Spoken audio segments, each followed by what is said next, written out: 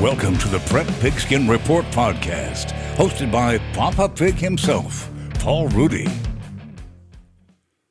Welcome to PPR podcast number 17. Everybody knows Burt. My name is Paul, and in the middle, now perhaps in the conversation as of the greatest high school coaches in San Diego history, just based on jewelry alone, Coach Sean Doyle from Cathedral Catholic. Coach, congratulations on yet another state title, number 3, I believe. Thank you very much. It was pretty exciting. Coach, That's different, doesn't it? Yes. I can't place it. What is it? You look 10 years younger, Coach. Is that part of winning a state championship? Is that part of the deal? That's part of the deal. They started years ago, and the kids kind of hear from it, so they kind of keep it going. Well, Bert's got his. I got my Doyle mustache on. This is going to be a new thing. Instead of the foam hands, it's going to be the Doyle mustache at the games. You like it? Sounds good, yep. Coach, you're one of those never get too upset, never get too, at least as far as the media is concerned, you're kind of an even keel type coach. Do you allow yourself a moment of pure ecstasy from winning? I mean, you know how hard it is to do what you've done and to do it 3 times. Do you ever give yourself that pat on the back in a private moment? Yeah, but again, it's truly, not just a thing to say, but it's a lot more than just me. You know what I mean? Coach Montali's behind me. I've got incredible coaching staff. You look at all the way from my freshman up. I have freshman coaches that have been with me for 15 years. That's almost unheard of in programs. You know what I mean? It makes it so nice that, the kids learn right when they get here from great groups of coaches that have the same drive and desires as we have. Well, Coach, we're going to show a picture of that staff that you put up on social media. I think you have more guys on staff than we had on our varsity team back in 1978. You do have a great advantage there in that you have a lot of good men around you, men and women around you. 100%. And, we're blessed to have a number of kids. So we have 2 freshman teams. So that staff is from the freshmen all the way up. And right. Most of those guys, the other great thing about it is truly most of those guys are volunteers. They don't get paid a penny to do what they do, and they're here in the off season. They just love being around kids, mentoring kids, and getting them prepared for more than just playing football games, but for life too. And so I am beyond blessed with them. Coach, that was one of my questions. What's the secret to having that staff stability? Because I've been doing this 6 years, and you have the same guys every year. And I go to other schools, and it's turnover constantly. And that's the high school thing. It's always turnover. What is the secret to have that kind of stability that's unheard of? Well, like I said, I think I'm blessed. If you look at my both my head freshman and head JV coaches that have been here for a long time, they're alums. And so they played football for us back in the early to mid 80s. And so they surround themselves a lot with guys that they know. Some of that are alums. I'm guessing probably about 65% of the people in that picture are alumni that played for us. And so they come back and they just love being here. And those guys, again, they just love being here and they just have a great time together. I offer every time I have a varsity opening, I offer one of the lower level coaches the opportunity to take that spot. And most of the times they don't. They love being on the freshman or JV level, just doing what they do. Plus, I mean, let's face it, being associated with Cathedral Catholic's football program is a good thing. Winning helps. Everyone it sure makes the day a lot shorter, does it not? It definitely does. I mean, anytime you win, it makes things better. It's an awesome job, but winning is always funner than losing. I'm going to quote you on that. Let me ask you a question. Do you think it's a good thing or a bad thing? We have 3 Catholic schools in this county pretty much, or in this city, and 2 of them are state champs. Is that a good thing or a bad thing, you think? Well, I think it's good and bad. I think it's bad because, we'll get the bad name that we get to get everybody around the county and that we recruit and we do all the things that always come whenever you win. When you lose, you're just not a very good coach. You know what I mean? But when you win, you get everybody around and you get your choice and all that. So I think it's a great thing. The staff at Mater Dei does a great job. Always has and always will. And again, they're just trying to build a program similar to us and just work hard and more important than the wins. I mean, again, everybody's focusing on the wins, but as important, it's putting out kids that are going to be hopefully great for our society later on in life. Well, you open the door, so let's just walk through it and get this part of the conversation over with. A lot of your biggest critics, certainly most coming from the public schools, say, well, geez, if I had Cathedral's roster, I'd win too, and a lot of our kids end up going to Cathedral. Could you address the recruiting allegation as it relates to Cathedral Catholic? Sure, it's silly. You know, 2 years in 2018 when we won state, our right guard, there was two kids rotating in at right guard. One was 180, the other one might have been pushing 185. If we could recruit and scholarship kids like people believe, that would never happen. You know what I mean? It just wouldn't. And when people win, it doesn't matter. When Morse was great, back in the day of John Shacklet, everybody wanted to go to Morse. When Oceanside was great under John Carroll, everybody wanted to go to Oceanside. And we could continue to go on and on through all those schools that were all public schools that were in the exact same situation. So people like to go to winners, and it doesn't matter if it's public or private. To me, it's what's best for them and, you know, the parents. It's what's best for them and their kids. And you know, we'll live with that stigma. It is what it is. It's just part of being at a private school and a Catholic private school on top of it. And the fact that a lot of people see the educational experience at Cathedral Catholic better than, say, some private school opportunities, that can't be held against you. A lot of people just see the value in how your school operates. Correct. And we don't sit there and look at there's 40 feeder parochial schools that come into our school. Not every student from parochial schools to Catholic, lower level schools go to Catholic schools. So if a great player goes to a public school, did they recruit that kid from a Catholic school? It's just kids are going to choose where they want to go, and parents are going to help them with that choice. And it is what it is. So, Coach, you've been doing this as long as I can remember, another state championship. What else is there to accomplish? And, do you think of retiring soon and joining the PPR, like most of the retired dinosaurs that Paul gets? Or you see yourself doing this another 5, 6, 7 years? He's already got the red. Yeah. I see myself continue to do this because, again, it sounds whatever, but it is what it is. It's so much more than winning the state championships. It's fun to be around these kids. It's fun to try to help them grow up and navigate the waters of growing up as a teenager and getting on to college and just, again, being great citizens for us later on. So that's what keeps me going, is that as much as anything else. And then being around great coaches, like I said, Coach Montali is in here, and, our friendship over the years, it would be very hard to step down. So I imagine someday probably in the distant future, we'll step down together, but we'll see. Unless he wants the job, then he can have it. So I have one more question because, with PPR social media, the coaches are starting to get a little trademark now. Yours was your mustache. I'm going to ask you that in a second. Verlaine at Mater Dei's his backpack. Montali's his dirty hat all the time. He always comes out looking like he came out of a dumpster. What happened to the mustache? So again, in 2016 was it actually happened in a CIF game before that when state was not, you won CIF, so you got to go to state. It was a chosen thing. And the kids asked if I would shave my mustache at the beginning of the year if we won CIF. And I said, sure. It's just a mustache. It grows back. And so then in 16, they asked if I would do it again. And they actually did it in the locker room right after the game. Somebody had brought clippers in and shaved it. And so this year they brought it up again and said, if we win state, will we do it? And I said, sure. And so over the weekend, I kept my word and I shaved it off. So it'll grow back. Back when you were wearing a mustache, early weeks of the season, it did not seem that maybe this was going to be. Or were you worried when you went to play those out of market games? And one of them, I think you got thumped pretty good.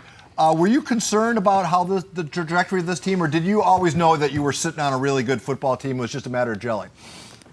No, we knew we were sitting on a very good football team. If you look at the first loss we had was against Centennial. Centennial had every opportunity to beat Mater Dei, the number one team in the country, probably the closest game that Mater Dei played all year long. So losing to them, it wasn't, quite as big as a deal as everybody thought it was back then. I mean, they were an incredible football team. And we got behind early, and I, as the head coach, started making some decisions, on whether we punt or go for it. A little more crazy than I would normally have. I put us in some situations and put our defense in some short fields because you could just tell we were going to need to score 40 points in the game if we wanted to win the thing. And so that score got out of hand a little bit. And in the De La Salle game, we jumped on them 14-0. And I thought we were playing well. And when they came back, I thought a little bit of the aura of we're playing De La Salle came onto us. And so I was not worried at all. This is a great football team, and we knew it. Well, if we have a graphic that we're going to throw up here. I believe you finished ranked, according to one service, number 9 in the country, which would, counting the 4 or 5 California schools that are in front of you, that would put you in the top 6 in the state of California. Is this program too good for San Diego County? I mean, is it going to be tough for you to, you're going to have to schedule really tough non-conference games to find people that can play with you, are you not? I don't know. I mean, we lose 11 starters on offense this year and either 5 or 6 on defense. So, I mean, it's not like you look at our program like a Mater Dei or Bosco and, they have 3 and 4 deep at every single solitary position. They have guys that don't even start for them that are getting Power 5 offers. We're not at that level yet. And so, I mean, I don't know. Every year is every year. We'll see what happens next year, but I don't think we're at that level. And rankings are rankings. I mean, I get that. You guys know. Yeah. I mean, how do you see every team in the freaking country to really say that we're the 9th best team? In college, it's a little easier, and even those are argued. You know what I mean?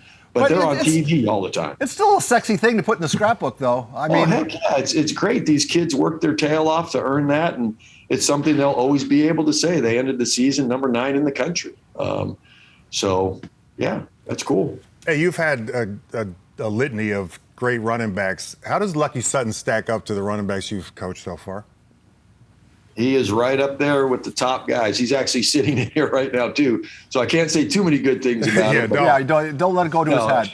He is absolutely, truly unbelievable. I mean, if you look and see his great runs, I mean, just look at the last 2 games. I think he's had 6 runs over 60 yards or something in 2 games. I mean, if you look at the last 3 games, he's had a career for most kids, over 1,000 yards or right around 1,000 yards and 10 or 11 touchdowns. I mean, just something crazy. And the greatest thing about Lucky is that I've told everybody is last Monday, we have a sports psychologist we've had for years. He's a friend of mine that graduated with me from uni, got his sports psychology degree from University of Florida, where they use sports psychologists in every program there. And he asked the kids, name an unsung hero, and this was after the Orange Lou game. And unanimously, it was Lucky. And he's like, guys, the guy just had 440 yards, whatever it was, 7 touchdowns. How is that an unsung hero? And they said after every touchdown, he goes to the sideline, celebrates with his linemen, and then gets ready to go out and do it the next time. And at the end of the game, on Monday when he comes out to practice, he's practicing like he needs to have that game in the next game. So he's just so level-headed and so humble about his deals. Our team thinks of him as an unsung hero, which is crazy to me. Class kid I got to meet and got to know a little bit. And it just reminded me of what I wanted to talk about prior to we started taping here, is we have Lucky's name on the trophy now. And if the school wants to do something, we can bring it out. And if the school doesn't want to do something, we're good with that. We'll just bring it to his house. But the trophy is ready to be delivered with Lucky Sutton's name on it. With that said, Coach, Gala night was a pretty good night for Cathedral Catholic as you swept every top honor. That had to be a sense of pride for the school and for yourself. 100%. I mean, what you guys do with that whole thing is unbelievable. I mean, it's so great for the kids and just the high school football community at large. And I think they were all well-deserved. Those kids, every single one of those kids is just a tremendously hard worker. But it was a special night walking away from there, seeing those kids get the awards. It's nice to see them reap what they work for. And Coach, just let me return the favor, because not every, you were in the middle of a state run. You had practice that night, as did other schools. And the fact that you guys support us in the numbers that you do, showing up with the entourage that you do, Coach, no matter what, that kind of stuff always resonates with everybody on the Prep Pigs Report. And for that, we always have tremendous respect and admiration for you because of the way the school supports the show. It means a lot to us as well, sir. Well, thanks. It's fun to do. Coach, what kind of class is it that you have that Montali's in there and Lucky Sutton's in there and you're sitting in there? What's the curriculum over there? Give me a rundown of the day schedule. We go 6 periods of free period and then football. No. Is Gaffney there too? I'm just curious. We're in finals right now, so Lucky is at the end of our second period of finals. So he just got done of his math final, and then Montali doesn't have a class this period. This is his prep. So do you have like a charcuterie board in there and an open bar? What do you guys have in there? No, I don't even have any food in here right now. Wait, hey, I don't know if this is difficult to discuss in front of Lucky. If you guys ran, say, a run-pass option instead of something that's the sexy colleges in Oregon are running, would Lucky have more offers than if just being seen in what you guys run, more of a rare wing T type deal? I have no idea. I doubt it. I mean, the guy is the guy. You see what you see. It would be one thing if every yard that he got was just wide open holes that any one of us three could run through. But if you look at some of the greatest runs he's done just in the last 2 games, I mean, 3, 4, 5 tackles, he's breaking, running through, guys ripping at him, and then breaks away for 60 yards. You know what I mean? That proves what he is worth. If you look at, if you listen to the TV broadcast of both of those games, Orange Lutheran plays in the Trinity League, and there's nobody in the Trinity League that 400 and something yards against Orange Lutheran, and they run those fancy offenses. You know what I mean? Good point. If they weren't that good defensively, you would think Mater Dei or Bosco or Servite would have had at least a 300-yard rusher. You know what I mean? Or a 250-yard rusher, and you just don't. You don't see it. And if you in Folsom, they talk so much about that the couple of their DBs have big time offers. One's a wideout; he's got offers all over. You don't get those offers without speed. And Lucky outran every single one of those guys on both Orange Lou and on Folsom that have big time offers. So you disregard he's a systems back, that critique. That's just nonsense in your view. If you look at the kids that we have sent on to the Pac-12 and seen how they've done, over all the years, I think it's that those guys speak for themselves on what we put out, and he's the next great one. So. And that was what the one thing I took away from watching those 2 games, against these elite speed and these elite teams is he's a big running back. You don't realize it, and I never saw him get caught from behind or anybody even get close to catching him from behind. I didn't realize he was that fast because it used to be, a big back would just bang, bang, bang and then get somewhere. But he gets out in the open and nobody's even makes up the space, really. I don't know if it's going to be Nevada, but some school is going to luck into a great running, no pun intended, is going to luck into a great running back. Oh, luck, I get it, yeah. Yeah, there's no question. Again, you look against Centennial, he had 2 long runs against Centennial. I mean, that team's got ridiculous speed in their defensive backfield and ran away from them. So he's good. So, Coach, where does getting back to the difference between the have, yourself, and the have-nots seems to be widening. Where does Cathedral play, at least in the San Diego County? I mean, should you be in the Avocado League just to have a more fair regular season schedule? Again, that's way above my pay grade. It is. We're going to be wherever everybody decides that we're going to be. The thing that people don't forget, and I'm sure that there are teams all over the county that work their tail off. You know what I mean? I can only tell you what we do. These kids, we already had kids show up to 6 a.m. workouts Monday. Returning kids that want to repeat this. They will be here. They work out at 6 a.m. throughout the season. When we start January 5th, 6th, whatever day we get back to school, they'll be here at 6 a.m. 5 days a week, putting in the time throughout the entire off season, all through the summer, you know what I mean? Getting prepared for next year. And I'm not saying other teams don't work their tail off and all that. All I can tell you is what we do. So it's not just these kids that are, unbelievable this, unbelievable that. They work their tail off to get to that point. Sean, it's only fair that we pester you about the avocado because Burt would not let go of the Division I conversation with John Joyner. So you're only getting a fair dose of it. No. And I have no problems. We'd have no problems. We'd love to be in the Avocado League. It's a great league. To be able to play LCC and Carlsbad and Torrey and Oceanside, all those teams every week, it would be absolutely awesome, But I also don't want to diss the Western League. If you look at, year in and year out, the teams that are in the CIF championships, it's pretty dang equal. And there's ebbs and flows with everything, whether it be teams, whether it be leagues. But I think if you look over the last 10 years and you compare the Avocado with the Western, I'm not 100% sure, but I would guess that it's pretty darn close with the number of CIF championships and state and all that stuff. Coach, I have to ask you this. As a head coach and you have this program going and you had one of the most, if not the most beloved coaches in the county, Mario Fierro, tragically lost. How do you bounce back or how do you handle that with the team? What do you do? These kids are unbelievable and resilient. The day that it happened, they were down at the beach together without even any of us speaking to them yet. They, on their own, it was a school day right after school. They met down at Del Mar where we do our workouts in the summer sometime. And they were together. So the leadership of our senior class was tremendous. And I don't know if you ever get over it or get through it. Damn near every game, we have a meal before every game, a Thursday night meal at a parent's house. And he's brought up all the times, and it brings tears to everyone, all of our eyes. You just bringing it up, I have to bite my tongue to just hold it in. It's not an easy thing.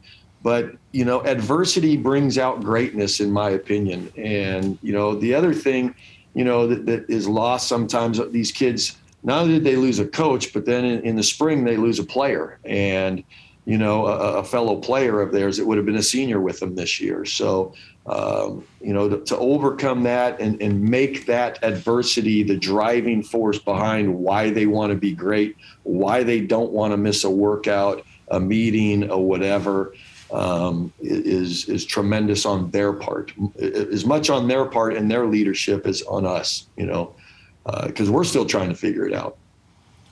Well, getting back to the top of the conversation as we round this up is, I know John Carroll has 2 state rings. I think Rick Jackson has 2, but I believe you have 3 now. Your name will always come up when we talk about the greatest coaches in San Diego County history. Whoa. John Joyner has 2. John Joyner has 2. Slow down. Okay, but what I'm saying is, I'm not biased, don't worry. What I said, 3 coaches have 2, 1 coach has 3. Mm-hmm. Correct me if I'm wrong. Your name is always going to be in that conversation. How do you feel about that? Seriously, I never really even think about it. This is way more about the kids than all of that other stuff. Some of it's just a product of, I've been doing it 26 years as the head coach, 36 is, coaching here. I learned under, in my opinion, probably the best head coach in San Diego County, and Coach Hamamoto. If you look, he has taken every single team that he has coached for to at minimum a CIF championship, every single team. And I think he's been at 4 or 5 different schools.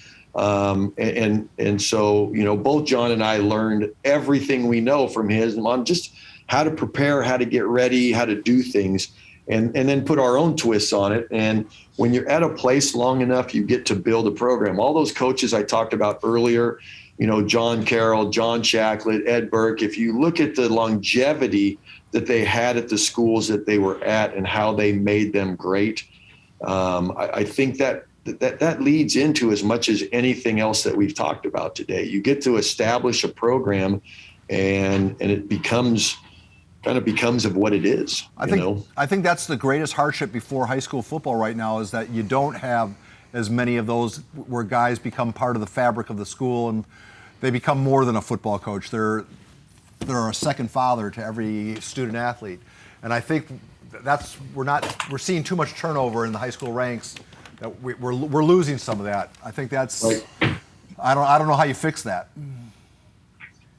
You know, a lot of it is us treating each other right. You know, I think that on social media, coaches are calling each other out too. It's going to be stressful. You know what I mean? Just all of the stuff. And you know, it's one of the things that some of the head coaches have talked about, you know, Damon, another guy that's run a great program up at Ramona for a long time, and get together and just start treating each other as professionals like we should. And I think that puts less stress on people and keeps people around a little bit longer.